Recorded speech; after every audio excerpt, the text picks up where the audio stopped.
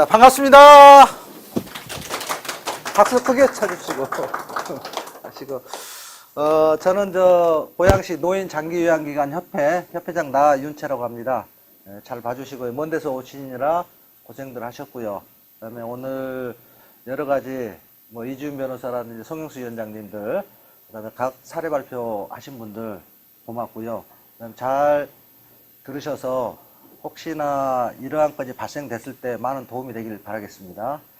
그래서 제가 오늘 발표 주제는 이제 연차하고 여러 가지 공단에서 좀 잘 꼬집는, 여러분 아프게 꼬집는 부분, 그래서 연차 퇴직 특례, 그 다음에 상근 개념 좀 설명을 간단히 해드리겠습니다.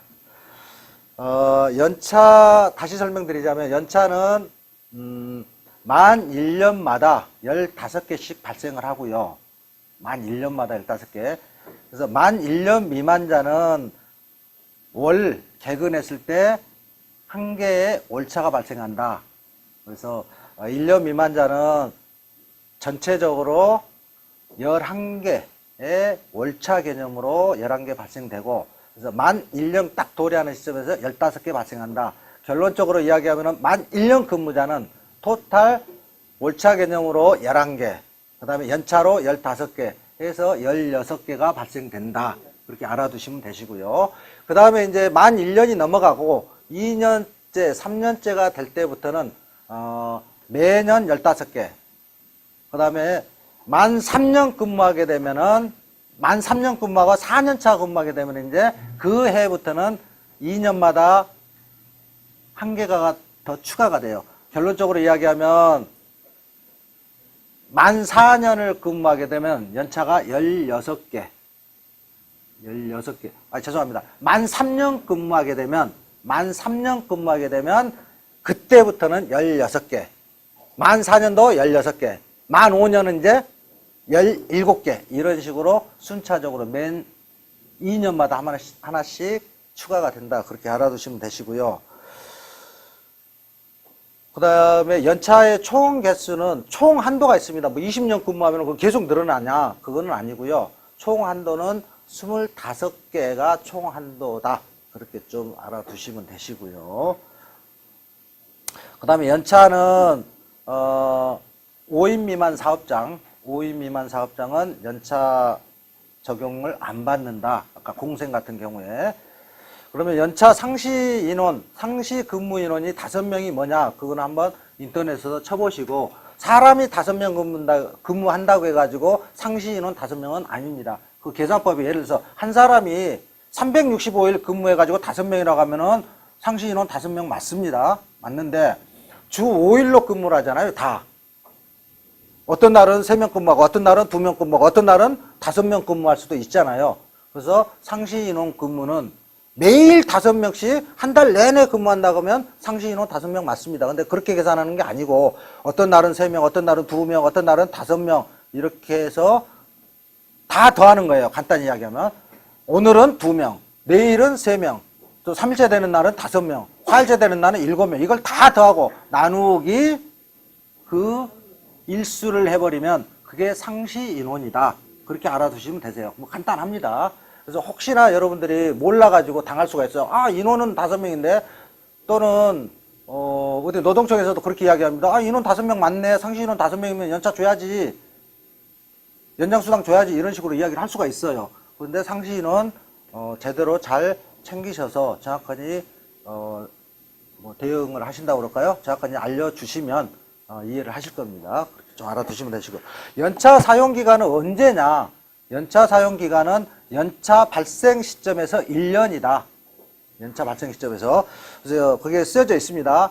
뭐냐면은 1년 딱 근무를 하게 되면 15개가 퐁 생겼다고 생각하시면 그 15개가 발생 시점에서 1년 동안의 연차를 쓰시면 된다. 그 연차는 한 달에 하나씩 쓰셔도 되시고, 2달에 하나씩 쓰셔도 되고, 한꺼번에 7개 쓰셔도 되고, 한꺼번에 15개 연달아서 쓰셔도 되고, 1년 안에만 이렇게 해주시면 되시고요.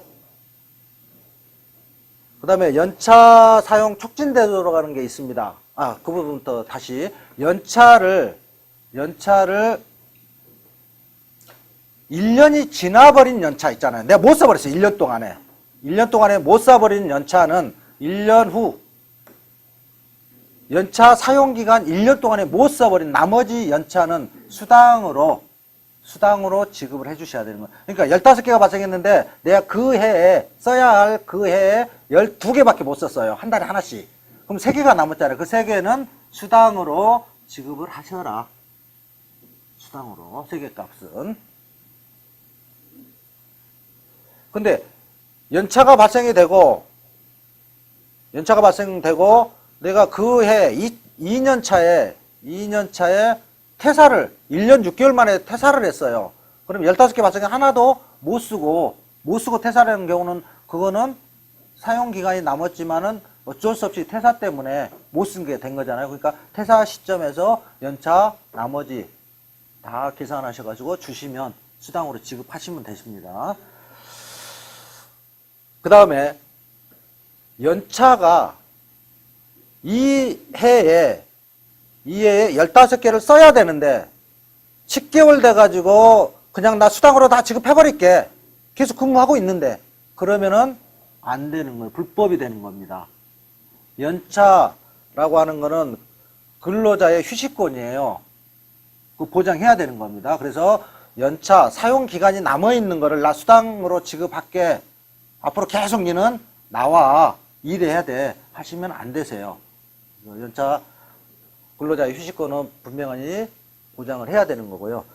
그래서 사용기간이 남아있는 연차는 수당으로 지급하면 안 된다. 그 다음에 사용기간이 넘어진 연차는 수당으로 지급하셔도 된다. 를 좀 알아두시면 되시고요. 그 다음에 연차 사용 촉진제도라는 게 있어요. 이거 별로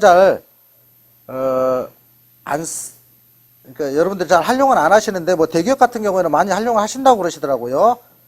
이게 뭐냐면은, 연차가 발생이 됐는데, 1년 안에 꼭 써라. 무조건 써라. 라는 개념이에요. 무조건 써라. 그게 뭐냐면은, 연차가, 사용기간 6개월이 지난 시점에서 서면 통보를 하면 되세요. 몇 개가 남아있고, 그 다음에 그 몇 개를 언제까지 써야 된다라고 서면 통보를 해주시고, 그렇게 했는데도 안 써. 그러면은 사용기간이라는 게 결론은 그분의 입사 월 일이에요. 그때 2개월 전에 다시 한번 강제로 남은 개수만큼 강제로 일자를 지정해서 이때 써라. 이렇게 2달 전에 서면 통보를 해주시면 그게 연차 사용 촉진 제도를 이용하신 겁니다. 그런데도 안 써. 2번의 서면 통보를 했는데 6개월 전에 한 번 통보했고 2개월 전에는 일자까지 지정해서 사용을 하라겠는데 안 써. 그러면은 그래가지고 넘어갔어. 그러면은 그 연차 수당을 지급을 안 하셔도 된다. 근데 그럴 분들은 안 계실 거예요. 다 쓰겠죠. 악착같이 찾아서 쓰시는데 뭐 그렇게 알아두시면 되시고요. 그 다음에 뭐 이거 해달라고 해서 좀 했는데 연장근로라는 게 뭐냐면요. 연장근로라는 게 하루에 우리나라 근로기준법에 하루에는 8시간만 근무하는 게 기준이에요. 그 다음에 일주로 치면 5일 근무, 5~8에 40시간만 근무하라는 게 기준입니다. 근로기준법에 나와 있는 기준이에요. 그래서 연장이 발생한 나 오늘 하루 8시간 근무가 약정이 잡혀 있는데 일이 좀 많아가지고 또는 누가 아파서 못 나와가지고 조금 10시간을 근무를 했어. 그러면은 그날 2시간이 총 오버가 됐잖아요. 오늘 8시간만 근무, 원래는 근로계약서는 8시간인데 10시간을 근무했어. 그러면 그 2시간분에 대해서는 연장근로라고 그래요. 그래서 그 2시간분에 대해서는 통상임금의 50%를 더 추가로 줘야 된다. 이 뜻입니다. 이해되셨죠? 네, 그러시면 되시고요. 그 다음에 주 40시간, 하루에 8시간씩 계속 근무를 했는데, 하루 다음날, 토요일 날 무급휴일인데, 대부분, 그날 하루 더 근무를 해달라고 요청을 했어. 사업주가. 그러면 그 주는 48시간을 근무를 하게 돼버리는 거죠. 그렇죠? 예. 그러면은 그 하루분에 대해서는 연장 근로가 발생이 되는 겁니다. 주 40시간만 일하기로 했는데 그 하루는 연장을 한 거예요. 그런데 또 문제가, 더 큰 문제가 그 날이 비번일이었어요. 비번일. 유급휴가라고 하면 휴일수당까지 해가지고 또 50%가 또 붙을 수가 있습니다. 또 붙을 수가 있어요. 그 날이 휴일이라고 치면요. 네, 휴일이라고 치면. 그래서 그 부분까지는 너무 깊이 들어가서 이야기가 좀 노무교육이라 너무 깊이 들어가니까 어쨌든 연장 근로는 50%가 가산이 된다. 그렇게 이해를 해 주시고요. 아까 5인 미만 사업장은 연장 근로가 적용이 안 된다. 좀 알아두시면 되시고. 그 다음에 야간 근로 이야기합니다. 야간 근로는 당일 22시, 10시부터 다음 날 6시까지 근무하는 게 야간 근로라고 합니다. 그 야간 근로에 대해서는 50% 야간 수당을 별도로 더 붙여서 줘야 된다. 그렇게 좀 알아두시면 되시고요. 야간 근로에 대해서 여기에 지금 안 적혀 있는데요. 야간 근로. 요양원이 야간 근무를 무조건 하게 되어 있는 사업장이죠. 요양원은 무조건 야간 근무를 하게 되어 있잖아요. 야간 근무하게 되어 있는데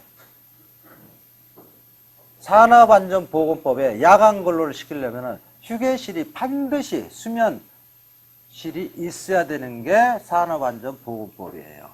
그래서 휴게실은 반드시 갖춰야 된다. 휴게실 가로치고 수면실 반드시 있어야 됩니다. 이게 산업안전보건법에 나와 있는 규정이에요.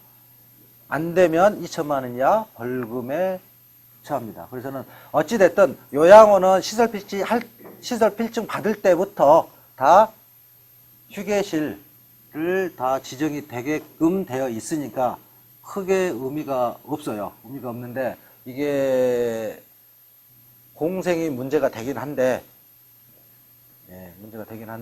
어쨌든 잘 일처리를 좀 해 주셔야 됩니다. 공생은 필증 받을 때도 휴게 장소가 없이 돼 있어요. 이렇게 법이 상충되는 법이 많이 있습니다. 그래서 그 부분은 노인복지법하고 산업안전보건법하고 그 다음에 근로기준법하고 상충이 돼요. 이게 서로가 맞지를 않습니다. 반드시 야간 근무자가 있을 경우에는 수면실, 휴게실이 있어야 되는 게 법 규정이에요. 그래서 잘 갖춰 놓으시고 그 다음에 여타 여러 가지 근로자들이 이의제기하는 게 휴게실을 설치를 해놓고 거기를 휴게실로 쓰지 않고 창고로 쓰듯이 하면 절대 안 됩니다. 깔끔하게 공기청정기도 놔주시고 수면실 침대도 좀 놔주시고 그 다음에 TV까지 설치를 좀 해주시고 커피도 좀 타드실 수 있게 해주시고 그래서 정상적인 휴게실 운영을 할 수 있도록 여러분들이 좀 해주셔야 돼요. 그거를 창고 무슨 탈의실 이런 식으로 운영하시면 절대 안 되십니다. 그래서 규모가 크든 적든 간에 꼭 그 상황에 맞게 그 요양원에 맞게 휴게실 잘 운영을 해주시고요. 그 다음에 휴게시간 정의를 좀 해드리겠습니다. 휴게시간. 여러분들이 이제 근로자하고 가장 다툼이 많은 게 이 휴게시간이에요. 이거 명쾌하게 여러분들이 휴게시간 정의를 알아두시고 그 부분에 대해서 근로자 근무조건 정확히 지켜주셔야 됩니다. 휴게시간이라고 하면 근로계약서에도 반드시 휴게시간이 명시가 돼야 돼요. 근로자도 알아야 되고 당연히 알겠죠. 근로계약서에 명시가 되어 있으면. 그 다음 근로계약서 반드시 여러분들이 직접 교부하셔야 되고 그럼 휴게시간을 이제 명시를 했습니다. 명시를 했으면 그 시간에는 반드시 지켜주셔야 되는 건데 여러분들이 간단히 예를 들어드리면 휴게시간은 근로자가 밖에 나가서 사업주의 지시감독 안 받고 밖에 나가서 무엇을 하고 오든지 간에 자기 근무 시간에 복귀하시면 그 정도까지로 인정을 하셔야 되는 거예요. 예를 들어드립니다. 야간 시간에 자기 휴게 시간은 근로계약서에 쓰여져 있어요. 근데 그 야간 시간에 그 근로자가 못 나가. 나 사우나를 가고 싶어. 예를 들자면 4시간 동안의 휴게 시간 또는 3시간 동안의 휴게 시간이 잡혀 있는데 그 시간에 사우나 가서 한숨 자고 오고 싶대요. 3시간, 4시간이면 샤워하고 간단히 한숨 자고 올 수 있잖아요. 있죠? 근데 그거를 못 나가게 해. 사업주가. 그러면 근로시간입니까? 아닙니까? 예?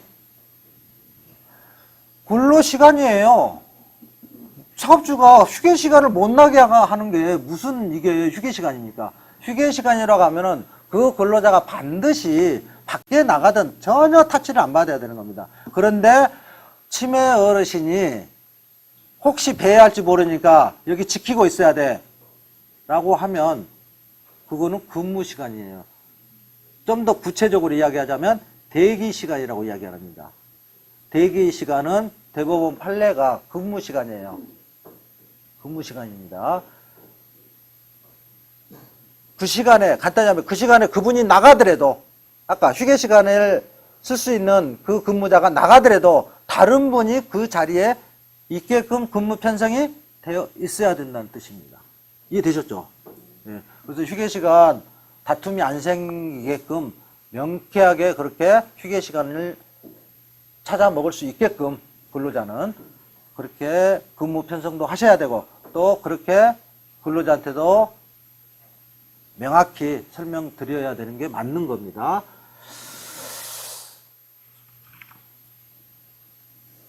그 다음에 이제 휴일 근로, 뭐 휴게 시간에 대해서 혹시 질문 있으면, 네.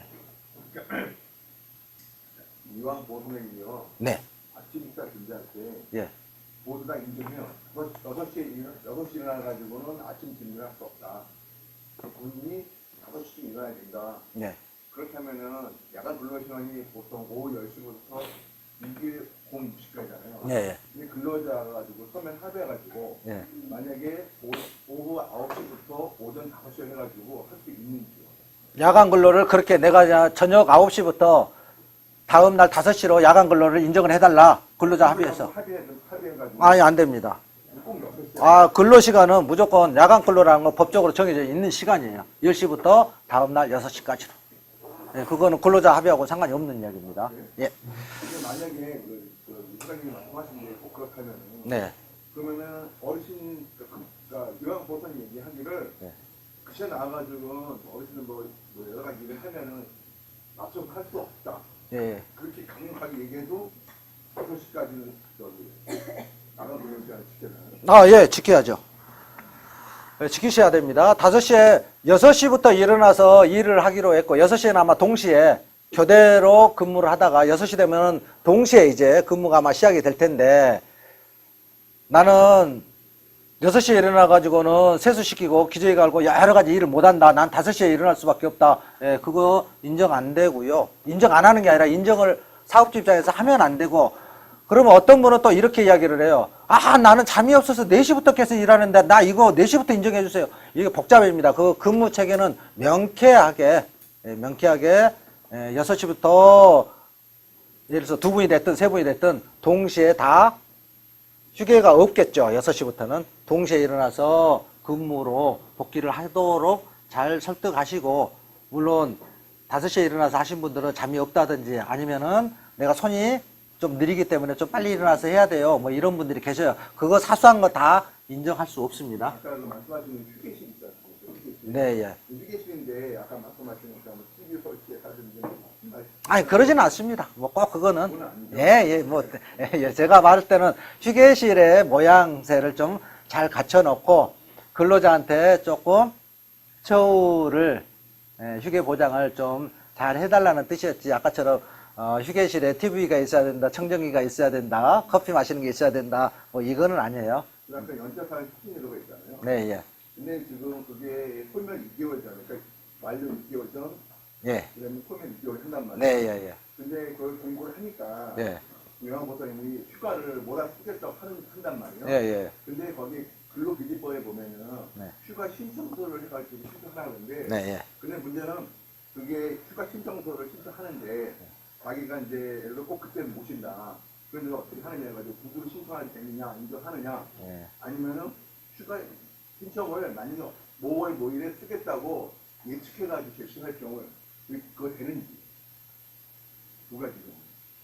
지금 잘 이해를 안 되는데, 그러니까 저기 연차 휴가 청구권은요, 당사자가 이쪽에 신청을 했다 해서 꼭 그날 가는 건 아닙니다. 그게 무조건 지정해서 하는 건 아니에요. 사업주와 근로자가, 사용자와 근로자가 합의 동의를 해야 되는 겁니다.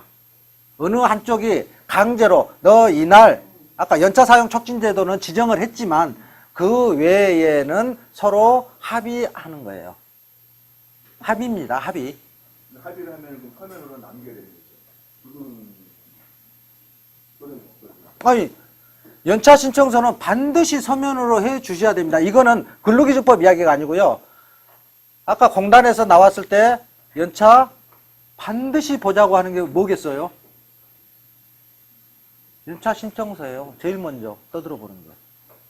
반드시 서류로 연차 신청서, 그 다음에 출근부에 그게 사인이 되어 있는지 안 되어 있는지, 네, 이런 식으로 다 하기 때문에 좀 해주시고요. 그 다음에 이제 휴일 근로수당, 이제 진도 나가겠습니다. 휴일 근로수당은 근로자가 쉬기로 약정한 날을 휴일 근로라고 이야기를 하는 겁니다. 휴일. 그러니까 보통 비번일이라고 이야기를 하죠. 통상적으로. 그게 휴일이고요. 그 휴일, 그때 쉬기로 했는데 그날 일을 했다고 하면 휴일 근로수당이 들어가는 거죠. 휴일 근로수당. 예를 들어서 제일 많이 여러분이 이해하기 쉬운 게 5월 1일 날은 모든 대한민국의 근로자는 다 쉬어야 되는 거죠. 근데 그날 요양원이 쉴 수가 없죠. 다 쉴 수가 없잖아요. 그때 근무를 시키죠. 5월 1일 날 최소한의 한도로 근무를 시켜요. 그러면 그분은 수당을 어떻게 받냐? 실제 휴일날 실제 5월 1일 날은 아마 급여에 기본적으로 다 세팅을 했을 거예요. 기본적으로 유급 휴일이니까 5월 1일이. 거기에 나와서 근무를 했어. 당연히 자기 일한 거에 대해서도 돈을 받아야 되죠. 그렇죠? 자기 실제. 밑바탕에는 휴일, 유급 휴일로 급여에 포함이 되어 있을 거고, 통상적으로 아마 그렇게 했을 거예요. 시간제가 아니신 분들은 다 거기에 유급휴가 주휴수당처럼 이미 깔아져 있다 이 말이에요. 깔아져 있을 거고, 그 다음에 5월 1일 날 근무를 하셨으면 쉬어야 되는데 나왔기 때문에 실제 근무한 돈, 또 휴일수당 또 50% 업을 해야죠. 실제 근무한 거, 또 휴일날 나와서 근무한 거. 이해되셨습니까?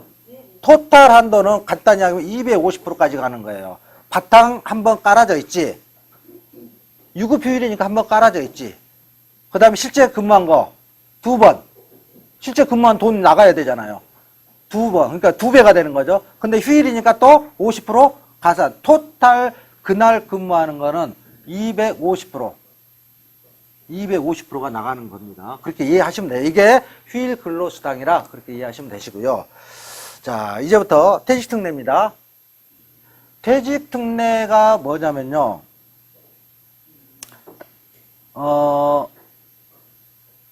고시에 나와 있어요. 고시에 나와 있는 게 퇴직특례가 요양보호사, 간호조무사, 사회복지사, 물리치료사, 조리원, 유생원, 그 다음에 운전기사까지만 딱 명칭이 되어 있습니다. 그렇게 직접 인력 플러스 조리원, 유생원, 보조원. 이분이 퇴사를 해버렸어요. 퇴사를. 그럴 수 있죠. 갑자기 밑도 끝도 없이 그냥 나 내일부터 안 나와. 그냥 열받으면 안 나오는 근로자들 있잖아요. 그럼 그날 당연히 감산이 뜨겠죠. 그 근로자 종사자 입력을 기준 시간을 못 마칠 거 아닙니까? 그런 걸 막기 위해서 퇴직특례 제도라는 게 있어요. 고시에. 그 고시 65조인가 나와 있을 텐데요. 그 경우에는 인정을 해준다 라는 건데, 그 인정 기준이 옛날하고 좀 틀려져 가지고 여러분들이 복잡해요. 이 퇴직특례를 이용하시는 분은 가산을 안 받으신 분에 한한다고 생각하시면 됩니다. 예를 들어서 요양보호사가 내가 가산을 한두 명을 더 받고 있어요. 근데 한 명이 나가버렸어, 갑자기. 이분은 퇴직특례 신청할 필요가 없는 겁니다. 이해되셨습니까? 퇴직특례를 받고 싶으신 분이 어떤 분이시냐? 요양보호사, 어르신이 25명이면 요양보호사가 딱 10명만 근무하는 곳. 이해되셨죠? 이랬는데 그 요양보호사 갑자기 그만둬가지고 9명 플러스 0.5명 이랬을 경우에 그 0.5 부분에 대해 해당하는 것을 인정을 해주겠다는 게 퇴직특례예요. 이해되셨죠? 네, 이해되셨는데 조건이 있어요. 조건이 있는데 좀 바뀐 게 있는데 그 퇴사한 그 직원이 직전 6개월 동안에 종사자 입력을 기준 근무 시간을 계속 차질 없이 한 달도 빠짐없이 다 근무를 했던 분만.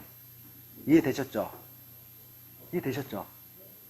기준 근무 시간을 직전 6개월 동안에 계속 근무했던 분, 그분이 이달에 그만뒀어. 이달에. 예를 들어서 1월 20일 날 그만뒀어. 갑자기 그분이.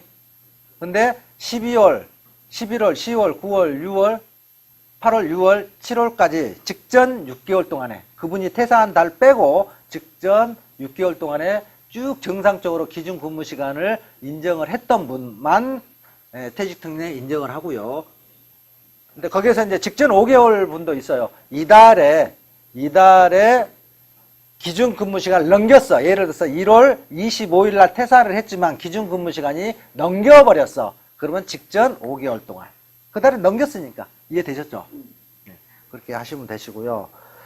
그런 경우에도 채용 노력을 했다는, 뭐 벼룩시장에 냈다, 워크넷에다가 요양보호사 광고를 냈다, 그런 거는 반드시 서면으로 제출해야 되고요. 제출해야 됩니다. 제출 안 하더라도 그거를 사진 찍어서, 벼룩시장 사진 찍어서 오려가지고 하나 어디다 남겨 놓으십시오. 그렇게 해주시고, 여기에서 하나 잘 이용을 안 하시는데 퇴직특례를 꼭 이용을 하실 분은 꼭 알아두십시오. 아까 갑작스럽게 퇴사하신 분이 그러면 언제까지 인정을 해주냐 이거예요. 퇴사일로부터 21일간을 인정을 해줍니다. 여기서 조금 애매모호한 게 이겁니다. 잘 이해하셔야 되는 게, 20일 날 그만뒀어. 어떤 분이 1월 20일 날 그만뒀다 그러면 1월 20일부터 쭉 날짜를 헤아려 가지고 21일째 되는 날까지를 인정을 하는 거예요. 이해되셨죠? 여기까지는. 네. 그런데 그 사이에 토요일, 일요일, 공휴일이 있으면 빼셔야 돼, 이제. 그래가지고 8시간을 곱해주면 그분이 인정받을 수 있는 시간이 나오는 겁니다. 좀 어렵죠? 자. 그러니까, 퇴직특례를 인정받는 분이 인정받을 수 있는 시간이 각 개인별로 다 틀리다는 거예요. 자, 뭐냐? 퇴직특례를 인정을 받으신 분은 퇴사일로부터 21일까지 인정이에요. 여기까지는 이해되셨죠? 21일까지 인정을 받을 수 있다니까. 21일까지 인정을 받을 수 있는데, 그럼 시간상으로는 그게 21일 곱하기 8이냐? 그게 아니라 퇴사일로부터 21일까지의 간단하게 보면 달력상의 검정 글씨만 인정을 하겠다. 곱하기 8. 이해되셨죠? 그러니까 모든 사람이 어때요? 인정받을 수 있는 시간이 다 다르겠죠? 다 다를 거 아닙니까?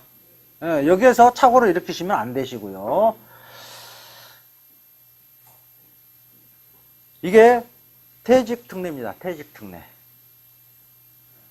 여기 혹시 퇴직특례 더 알고 싶으십니까? 이게 지금 다 나온 거예요. 퇴직특례는. 말씀하시는 거는요.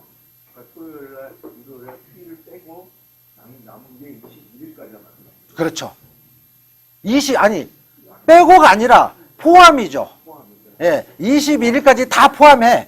포함한 중에서 그 21일까지 헤아려 가지고 어느 날짜까지 딱 헤아려서 그 사이에 토요일, 일요일, 공휴일을 뺀 시간 곱하기 8. 무슨 말인지 아셨죠? 그 시간을 인정을 하겠다는 거예요. 그 시간을 클릭을 하시면 돼요. 종사자 입력하실 때 퇴직 특례 딱 클릭하시고 그분 탁탁탁탁 찍어 나가시면 돼요. 그러니까 예를 들어서 1월 20일 날 그만두셨으면 1월 20일부터 1월 30일까지 퇴직 특례 몇 개는 또 인정을 받았겠죠. 20일부터 31일 사이에 검정글씨 입력을 했을 거 아닙니까? 퇴직 특례로. 그리고 종사자 입력을 넣었을 거예요. 이해되셨죠? 그래서 그분 인정 한 명분으로 또 2월 달에도 또 몇 개가 남아있죠. 이제 몇 개가 남아있어야 합니까? 한 10개가 10개라고 하지만은 10개 사이에 토요일, 일요일, 공휴일 빼고 또 몇 개는 또 인정받을 수 있을 거예요. 그 시간만큼은. 그렇게 인정받으시면 되세요. 이해되셨죠? 어려운 이야기는 아닌데 예. 그렇게 알아두시면 되시고 퇴직특례 이게 퇴직특례입니다. 퇴직특례는 아까 가산 받지 않는 기간 나는 정확히 직종별로 근무를 시키시는 분은 퇴직특례 인정받을 수밖에 없잖아요. 갑자기 그만뒀으니까 그렇게 해주시고 가산받는 기간은 별 의미가 없다. 그렇게 알아두시면 되시고요. 그 다음에 이제 입소자 특례입니다. 입소자 특례라고 하는 거는 입소자가 그달에 갑자기 늘었어요. 갑자기 늘었을 경우에 요양보호사라든지 직접 인력입니다. 요양보호사라든지 간호사라든지 사회복지사라든지 물리치료사가 부족했다고 하시면 반기별 직종별로 반기별입니다. 요양보호사로 상반기에 한번 인정받을 수 있고요. 그 다음에 하반기에 한번 인정받을 수 있고 그래요. 입소자가 갑자기 증가됐을 때. 갑자기 증가라는 것은 전월 기준입니다. 전월 기준. 그래서 네? 그 요양보호사가 그게 이제 인원수가 아니고 지난달에 그러니까 한 명이 될 수도 있고 아닐 수도 있어요. 그러니까 사람이 2.5명 예를 들어서 요양보호사를 예를 들어줍니다. 요양보호사가 한 명이 더 필요하다고 치면 이 입소자로 치면 2.5명이 늘어나야 되는 거죠. 그래야 요양보호사 한 명이 필요하죠. 그렇잖아요. 예, 그런 개념은 아니고 지난달 기준으로 해가지고 입소자 기준으로 해가지고 입소자가 지난달보다 한 명이라도 더 늘었어요. 늘었는데 입소자가 종사자가 부족했을 경우에 인정을 해주겠다는 뜻입니다. 그 2명이 부족하든 1명이 부족하든 2명이 부족하든 3명이 부족하든 인정해주겠다는 뜻이에요. 그런데 조심해야 될 게 입소자 특례는요 직종별로 반기에 한 명씩이 한 번씩 써먹을 수 있는데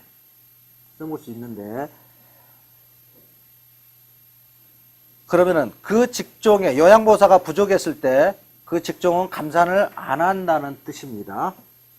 그렇게 이해해 주시면 되세요. 이거 근데 그렇게 많이 써먹으신 분이 없을 거예요. 입소자가 갑자기 증가돼가지고. 네? 어쩔 때만 필요하냐?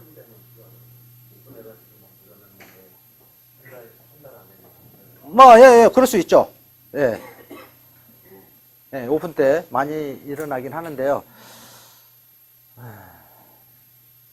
그냥 빨리빨리 구하세요.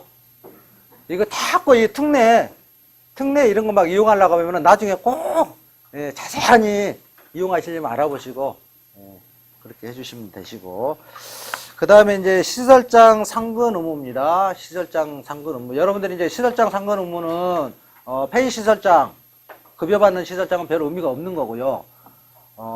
대표이면서 시설장 그렇죠. 대표이면서 시설장은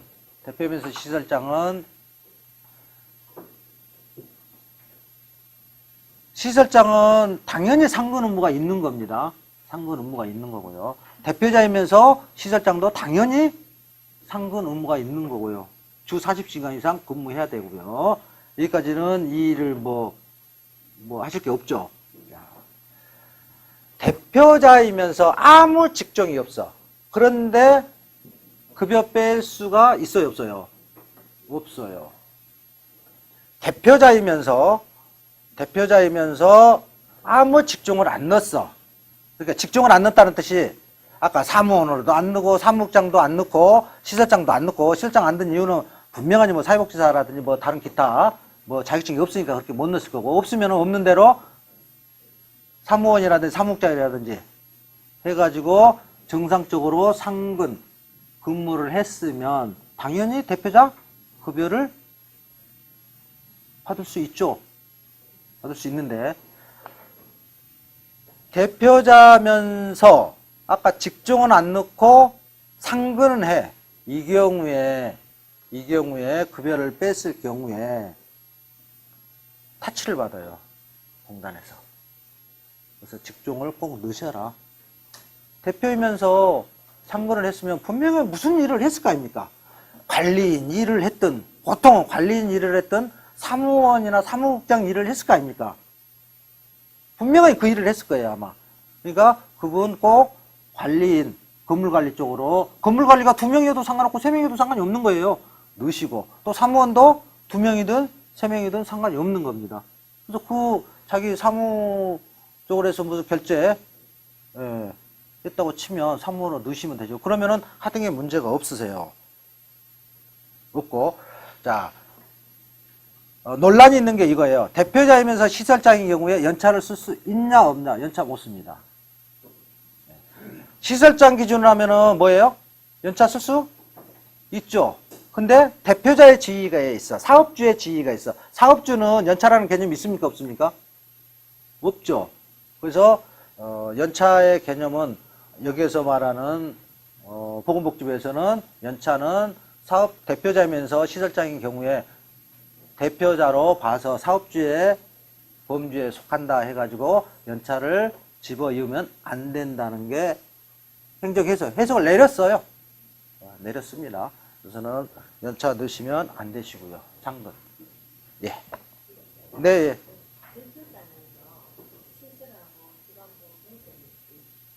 네. 예. 예. 예. 네. 안 됩니다. 예. 어떠한 경우라도 대표자의 지위에 있으신 분이 시설장을 하든 사회복지사를 하든 요양보호사를 하든 안 됩니다. 다시 대표자이면서 내가 관리인으로 등록을 했어. 그 관리인으로서 연차로 종사자 입력할 수 있을까요? 없을까요? 없다니까. 대표자 지위에 있다고 보는 거라니까요.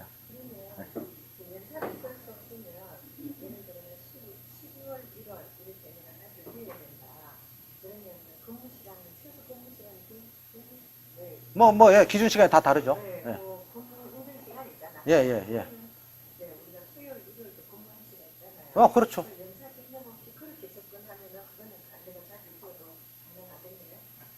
예, 그렇죠. 예, 예, 예. 그렇게 하시면 됩니다. 예, 그렇게, 대표이면서 시설장이었을 경우에 자기가 뭐 어디를 멀리 가야 된다고 하면 토요일, 일요일 날 근무하시면 되고요. 아니면은 그날 매일매일 어떻게 해요?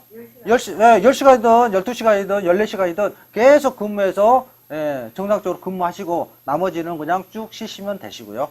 자, 시간이 너무 많아졌고 좀 이따가 토론 시간에 아니면 질문 시간에 조금 궁금한 거 있으시면 더 해주시면 되고요. 제가 너무 시간을 많이 뺏은 것 같습니다. 감사합니다.